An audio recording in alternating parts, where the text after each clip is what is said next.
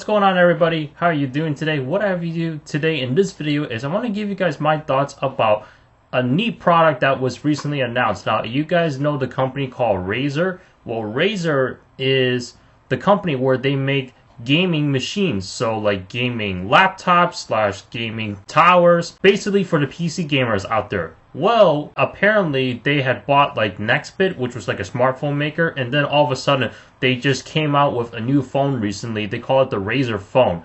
And the Razer phone is meant for gamers who want to play mobile games, as well as for anybody that wants to watch videos. So let's get down to it. First, I'm just going to read off the specs that I got from here, which the link to this article will be in the description below. Definitely give that a read because it's got a little bit more information about the history of Razer, Nextbit, and of course, where are they looking into proceeding with this phone for the future. So it features a 5.72-inch quad HD display with 120 Hz refresh rate. Of course, it's got the Snapdragon 835 processor, 64 gigs of internal storage with a 10 megapixel dual camera on the back, which is wide angle zoom lens. You got an 8 megapixel front facing camera, a fingerprint scanner, and then of course a 4000 milliamp hour battery. What's interesting about this phone is the design. The design, I would say, is pretty much somewhat to the old style phones, kind of like the iPhone 4 and 4S, for example, where it was flat, but obviously it had like the curved corners, but they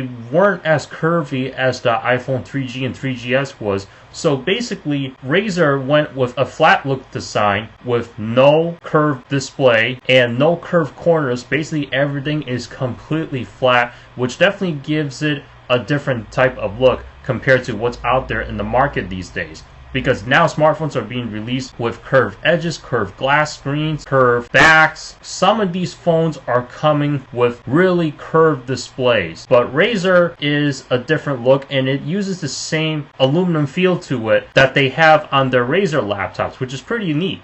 And of course, the price of this phone is like around the $700 price point. What's different from this phone is that obviously smartphones these days are coming out with the IP68 technology so that they're water and dust proof. However, the Razer phone is not that, unfortunately. So around the same price, you're going to lose on the water dust proof feature, and you're also going to lose out on the wireless charging. However, with the charger, it does have its own type of fast charging. I believe it's like from the processor, but this phone, with all these features packed, I even heard that it has 8 gigs of RAM, which is more than what the Note 8 has, because the Note 8, I believe, had 4 gigs of RAM. The Razer phone has 8 gigs of RAM. Now, with the mobile games definitely take up that much power compared to the games that you would play on the PC and a gaming console? Well, as of now, I'm thinking probably not, but I'm pretty sure with this phone being out there, developers are going to be able to release and create more high-powered games for the mobile platform. And this is kind of reminding me of having like a handheld gaming console, aka the PS Vita and the Nintendo 3DS. And if you want to go even old school, the Sony PSP, the PlayStation Portable,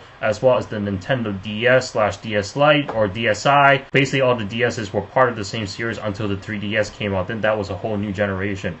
And the handheld gaming console was just not that much popular, although Nintendo is able to keep the DS up and running. So good for them. Unfortunately, Sony had to discontinue the PS Vita. Therefore, I mean, it was a pretty neat system, but I don't think it got that popular where people care about it. I feel like the Razer phone might bring back the handheld portable gaming platform, but then again, this is also a smartphone at the same time, so not only do you get a dedicated gaming phone, but you also get phone call capabilities as well. So it's pretty much like if you want this to be your personal cell phone, if gaming is important to you on the fly, if watching movies is important to you on the fly, then definitely this phone is for you. But that's pretty much what this phone is for, and I think it's pretty neat. But is this going to appeal to everybody? Probably not, because this is mostly targeted towards the gamers. There are some people out there that don't play games on their phones, and if they do, they just play like basic games, probably like Angry Birds, or that's what it was back then. I don't know about now. I haven't played that much mobile games a lot lately. I believe for like 1 or 2 years now. But for those of you guys that love to play mobile games, and I remember back then, Infinity was a hot mobile game for sure. Fruit Ninja was a hot mobile game for sure. And I don't know about now. I have no idea what it's like because I haven't played mobile games on a smartphone a lot lately. Like I said before, it's been like 1 or 2 years since I've done it full time. But this will definitely appeal to the gamers out there.